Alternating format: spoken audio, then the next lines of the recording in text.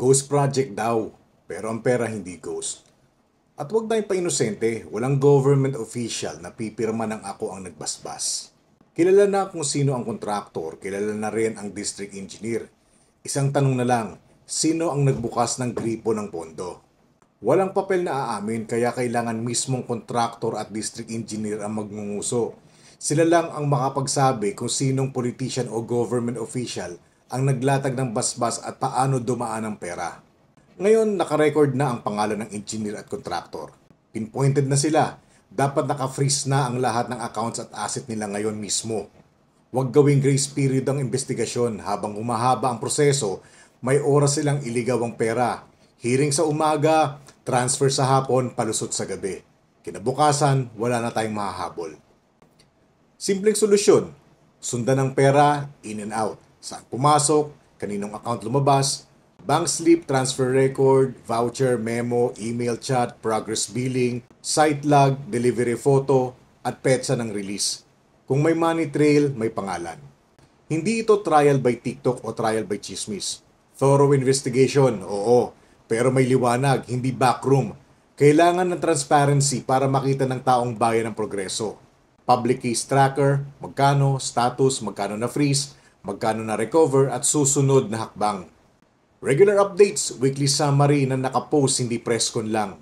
Mga dokumentong mababasa, i-upload ang resibo at memo.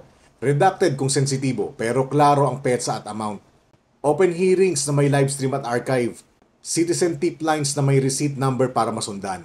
Visible audit trail, sino ang nag-review, kailan at anong desisyon, resibo lang, hindi relasyon. Kapag guilty ang district engineer at contractor, habang buhay na kulong. Kumpiskahin lahat ng pera at ari-arian, permanenteng disqualified sa anumang public contract. Tapos. O kung gusto nilang may pag-asang makalabas, magnguso sila. Ituro kung sinong government official na nagbasbas. Ilatag ang resibo, magsauli ng pera at mag-testify sa korte. May witness protection program at cash incentive. Partial reward kapag lapat ang pruweba. Full reward kapag kumpleto at na-recover ang pondo. Pardon is conditional. May konsekwensya, may obligasyon. Kapag walang freeze at walang tunay na transparency, palabas lang ang hearing. Soundbite sa TV, zero refund sa bayan. Tandaan nyo, galit na ang taong bayan. Ito problema natin. Puro ipasa sa Diyos, tapos tatahimik. Kung tatahimik tayo, huwag tayong umasa. Walang mangyayari. Don't expect change kung walang kumikibo. Kailangan na talagang magalit. Yung galit na may gawa, hindi galit na papost lang. Sabi sa Biblia, pananampalataya na walang gawa ay patay. Kaya kumilos tayo sa loob ng batas, buong tapang, buong linaw. Ito ang naisip kong mga solusyon. Tama ba sa tingin nyo? Mga kabalik, paki-comment.